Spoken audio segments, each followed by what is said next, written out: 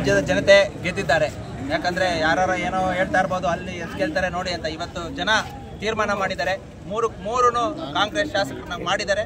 ಅದು ಮುಂಬರುವ ಯಾವುದೇ ಚುನಾವಣೆಯಲ್ಲಿ, ಯಾಕಂದರೆ ಇದು ಏನು ಯಶಸ್ಸಾಗಿದೆ, ಇದು ಜನ ಒಂದು ತೀರ್ಮಾನ ಕೊಟ್ಟಿರೋದು, ಇಲ್ಲಪ್ಪ ಕಾಂಗ್ರೆಸ್ ಸರ್ಕಾರಕ್ಕೆ ನಾವು ಬೆಂಬಲವಾಗಿರ್ತೀವಿ, ಮುಂಬರುವ ಎಲೆಕ್ಷನಲ್ಲೂ ಅವ್ರ ಜೊತೆ ಇರ್ತೀವಿ ಅಂತ ಒಂದು ತೀರ್ಮಾನ ಇವತ್ತು ಕಾಂಗ್ರೆಸ್ ಜನ ಎಲ್ಲ ಮಾಡಿದ್ದಾರೆ. ಅದಕ್ಕೆ ಇವತ್ತು ನಾನು ವಿಕ್ಟ್ರಿನ ಎಲ್ಲರಿಗೂ ಕೊಡೋಕ್ಕೆ ಇಷ್ಟಪಡ್ತೀನಿ. ಚನ್ನಪಟ್ಟಣದ ಗೆಲುವಿನ ಬಗ್ಗೆ ಮತದಾರರಿಗೆ ಏನು ಹೇಳಕ್ಕೆ ಇಷ್ಟಪಡ್ತೀರಾ ಸರ್? ಇವತ್ತು ಚನ್ನಪಟ್ಟಣದ ಗೆಲುವು ಅಭಿವೃದ್ಧಿ ಗೆಲುವು ಅಂತ ನಾನು ಹೇಳಕ್ಕೆ ಇಷ್ಟಪಡ್ತೀನಿ.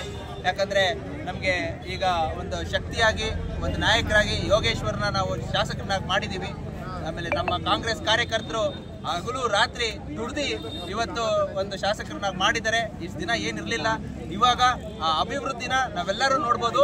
ಅದು ಬರೀ ಯಾರೋ ಒಂದ ಗೆಲುವಲ್ಲ, ಇಡೀ ಎಲ್ಲ ಏನು ನಮ್ಮ ಚನ್ನಪಟ್ಟಣ ತಾಲೂಕು ಜನತೆಯ ಗೆಲುವು ಅಂತ ಹೇಳಕ್ಕೆ ಇಷ್ಟಪಡ್ತೀನಿ. ಸರ್, 2024 ಚುನಾವಣೆಯಲ್ಲಿ MP ಚುನಾವಣೆಯಲ್ಲಿ ಇದೇ ಕ್ಷೇತ್ರದಿಂದ 25,000 ಲೀಡ್ ಕೊಟ್ಟಿದ್ರಿ. ಅದೇ 25,000 ಇವತ್ತು ಉಳುವಾಯ್ತಾ ಅವ್ರಿಗೆ? ಇವತ್ತು ಏನು ನಾವು MP ಎಲೆಕ್ಷನ್ ಅಲ್ಲಿ ಚನ್ನಪಟ್ಟಣದ ಯಾವುದು ಕಲ್ಪೆ ಇದು ಮಾಡಿರಲಿಲ್ಲ ಸರ್. ಅವತ್ತು ಜನ ಕೈ ಹಿಡಿದಿದ್ರು. ನಮ್ಮ MP ಅವ್ರಿಗೆ, ಸುರೇಶ್ ಅವ್ರಿಗೆ ಕೈ ಹಿಡಿದಿದ್ರು. ಕಾಂಗ್ರೆಸ್ ಅವರು ಅಷ್ಟೇ ಕಷ್ಟಪಟ್ಟಿದ್ರು. 86,000 ಓಟ್ ತೆಗೆದಿದ್ರು. ಇವತ್ತು ಅವ್ರ ಜೊತೆ ಸೇರಿ ಏನು ಯೋಗೇಶ್ವರ ಅವ್ರ ಅಭಿಮಾನಿಗಳು ಸೇರಿ ಇವಾಗೇನು ಅವ್ರು ಕಾಂಗ್ರೆಸ್ ಸೇರ್ಕೊಂಡು ಒಟ್ಟಾಗಿ ಕೆಲಸ ಮಾಡಿ, ಒಟ್ಟಾಗಿ ಎಲ್ಲ ಒಂದೊಂದು ಊರಲ್ಲೂ ಇಬ್ರು ಸೇರಿ ಒಟ್ಟಾಗಿ ಇಲ್ಲಪ್ಪ ಕೆಲಸ ಮಾಡಬೇಕು ಅಂತ ಮಾಡಿ ಗೆಲ್ಸಿರೋ ಗೆಲುವು ಸರ್ ಇದು. ಸರ್, ಇವತ್ತು ಮಾಜಿ ಪ್ರಧಾನಮಂತ್ರಿಗಳು ಭಾವನಾತ್ಮಕವಾಗಿ ಮಾತಾಡಿದ್ರು, ಮಾಜಿ ಮುಖ್ಯಮಂತ್ರಿಗಳು ಭಾವನಾತ್ಮಕ ಮಾತಾಡಿದ್ರು. ಅವ್ರ ವಂಶನೇ ಭಾವನಾತ್ಮಕವಾಗಿ ನಿಖಿಲನ್ನು ಗೆಲ್ಲಿಸಿ ಅಂತ ಚನ್ನಪಟ್ಟಣ ಜನತೆ ಕೇಳಿದ್ರು. ಇವತ್ತೆಲ್ಲೋ ಅವ್ರಿಗೆ ಹುಸಿ ಆಗಿದೆಯಲ್ಲ ಇದು?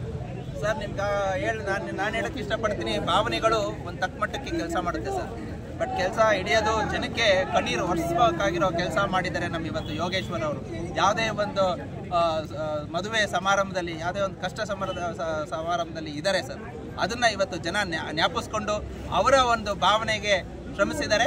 ಇವತ್ತು ಜಯಬೇರಿ ಮಾಡಿ